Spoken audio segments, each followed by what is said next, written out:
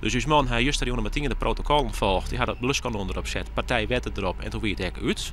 Het enige wat de brandwagen nog goed uit het wan is mijn son in de warmtecamera beeldenmeidje van de bunker. Om te zien dat er toch net een soort overdracht van vuurplak vonden hier uit afval of broei. Nou, dat wie net het geval.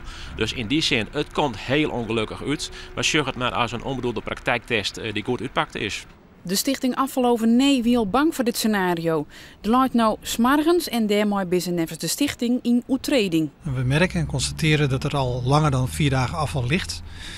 En met het risico op brandgevaar. Nevens omrin luidt er alleen nog grof 's morgens en dat mooi in een testfase. Er luidt dus geen 's morgens mooi gevaar op broei. En zo'n brand, ja, dat zit erbij. Dat is inherent aan de business om het zo maar te nemen. Dat gebeurt gewoon. Maar dan is het van belang, hoe ga je ermee om? Kun je het beheersen? Nou dacht juist die bleken van voor de eerste keer dan zo'n brandje in de rek. Maar dat alles wat er op inrichten is en wat er nog nooit in de praktijktest worden kon, ja, is ongelukkig moest dat wel testen worden.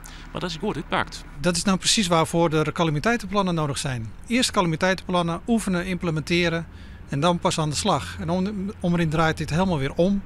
En ik snap ook niet waarom men met dat gebagatelliseerd toch altijd weer wegkomt. Ik vind dat de provincie nu gewoon hard moet optreden. Het afval moet daar weg en dan mag het pas weer in op het moment dat er calamiteitenplannen zijn goedgekeurd. De provincie laat in een reactie weten dat ze controleren.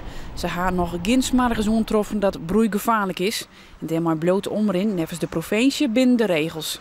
De oven draait nog net omdat het veiligheidsplan van omrin nog goed gaat worden mat.